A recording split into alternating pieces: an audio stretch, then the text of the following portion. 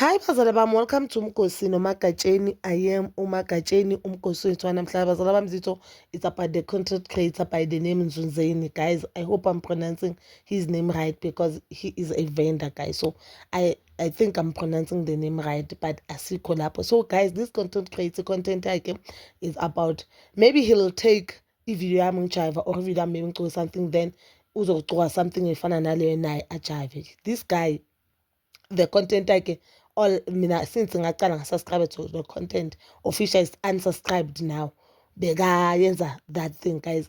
At first, even though some of the things I thought they were not too funny, but because being akayi to the extent kule nto ayenze now. I remember there's a time akayenza uPabalo. If you know Pabalo, ukhona content creator enomzimba, beautiful girl, unokuyenza content yabo makoti Meritwezulu guy, yabo. So uPabalo wathi no guys, it's an honest joke. Nalapho bamkhuza uguy yenza, but that is body shaming. But uPabalo, because we said, I know guys, it's just content and I understand. About nam lapho I understood because umnikazi content akana problem.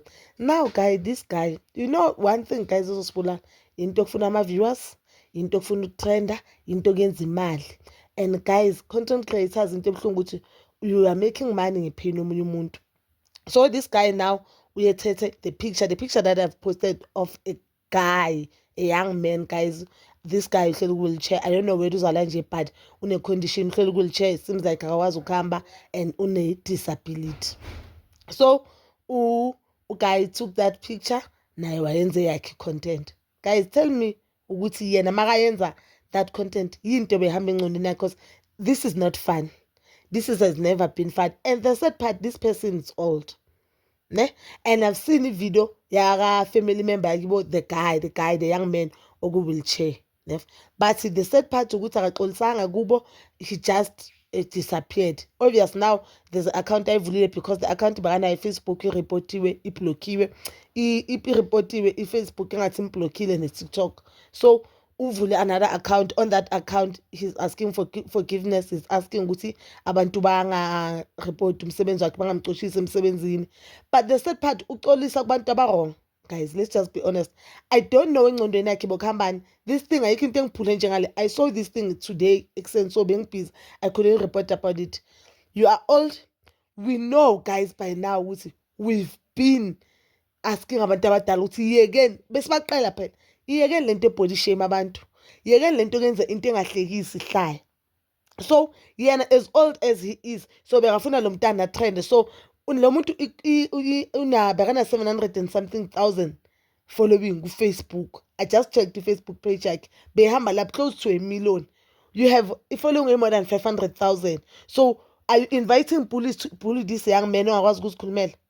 I inviting police to bully ifamily lo mntana lo lapho khona bathi nje, you know what, samukela abantwana bethu, samukela umntana wethu, and we are not ashamed to post umntana bethu because we believe umntana wethu is a blessing from God. You know guys, bangakho abantu abanomntana one-disability who they can't even take a picture yomntana abo just because they know, not just because they don't love umntana abo or abamkelanga ukuthi uNkulunkulu bapha umntana onjani, but just because they know ukuthi i-social media indawo enjani, just because they are scared to post ingane zabo, just because they know ukuthi backlashes lo mntana ozoyithola ku-social media.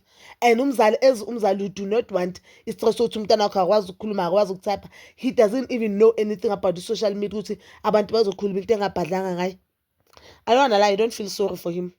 Whether bamxoshisa emsebenzini, whether bamenzani, I do not feel sorry. Ngibonile omunye umuntu opost into engabhadlanga athi Mr Bean has once done it, but ngoba yilo thina sifuna ukumxolela. Mina nginandaba noxolo lakhe. I feel like akumelanga ngixolise ukuthi uyabazi abantu okumele axolise kubo, but I for one, I'll never subscribe to content yakhe because I do not understand ukuthi as old as you are, why would you post that thing? Why would you post that thing?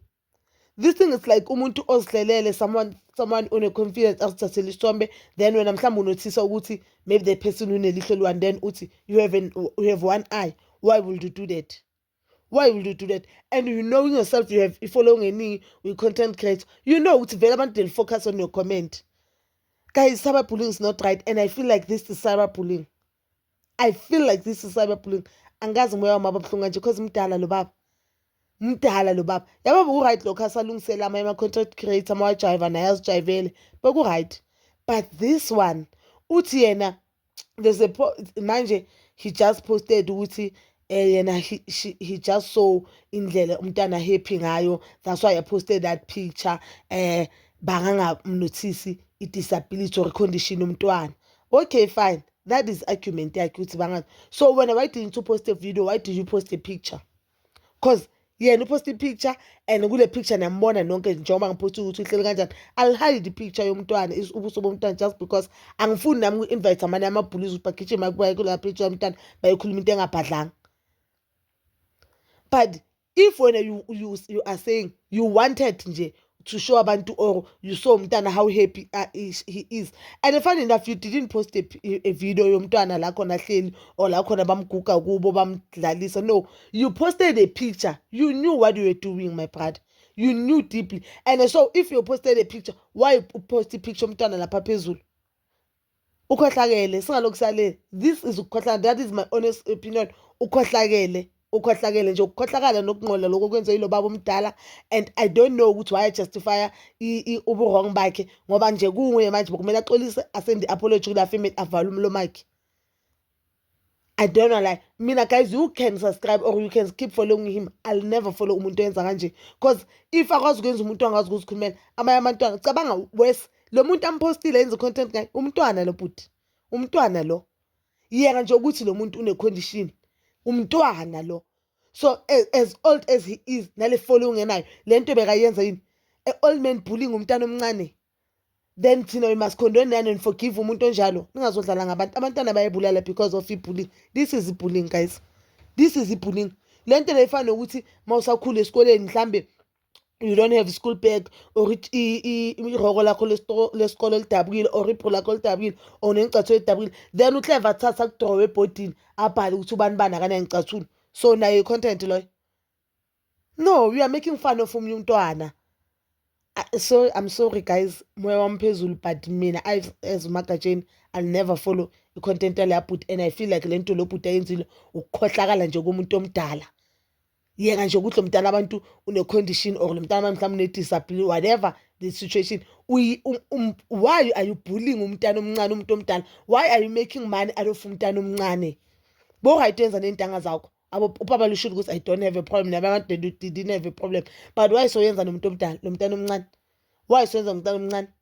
No guys, we have abantwana abancane abafuna ukukhula in this content creation thing, abantu abafuna ukwenza imali. So what are you saying? Are you saying umntana omncane if umntana unedafism akakwazi ukuthi ayenze content just because wena uzoyenza content ngaye?